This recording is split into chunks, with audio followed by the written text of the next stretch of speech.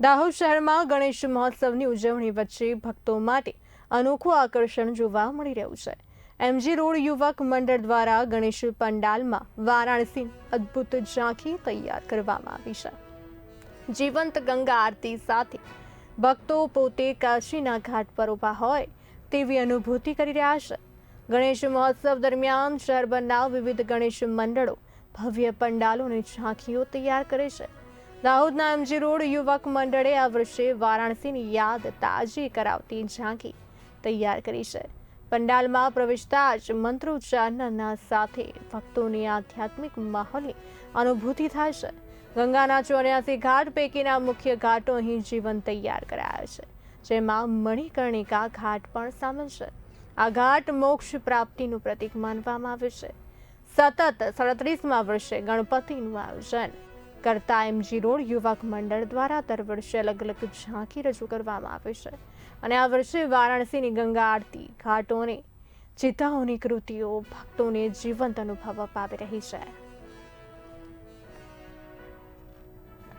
ભારત દેશનું વર્ષ ગણેશ સ્થાપનાનું ઉજવી રહ્યું છે ત્યારે ગઈ વખતે અહીંયા આપણે ઉજ્જૈન મહાકાલની ભસ્મ આરતીનું આયોજન કર્યું હતું। તેમાં દાહોદ નગરની જનતાએ ખૂબ જ સુંદર પ્રતિસાદ આપ્યો હતો।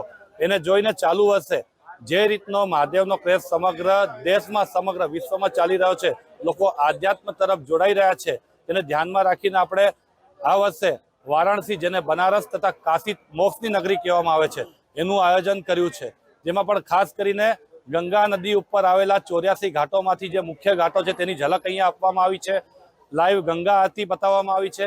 અને ઘાટોની વાત કરીએ તો મણિકર્ણિકા ઘાટ, જે આજથી થોડા વર્ષો પહેલા આપણે જોઈએ તો કોઈ યુવાનોને ખબર નહોતી કે મણિકર્ણિકા ઘાટ શું છે, પરંતુ આજે સોશિયલ મીડિયાના માધ્યમથી મણિકર્ણિકા ઘાટ શું છે એ દરેક યુવાન જાણતા થઈ ગયા છે કે મહાદેવે ભૂતકાળમાં જે તે સમયે એવા આશીર્વાદ આપેલા છે કે આ ઘાટ ઉપર, આ નગરીમાં જેની મૃત્યુ થશે તેને મોક્ષ પ્રાપ્ત થશે।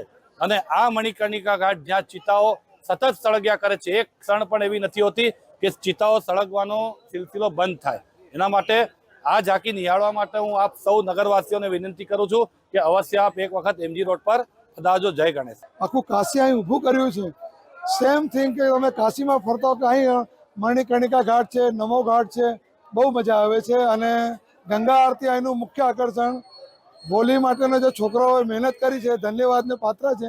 5 તાળીનું મારા તરફથી ઇનામ છે। ખૂબ ખૂબ અભિનંદન ટીમ અલયને।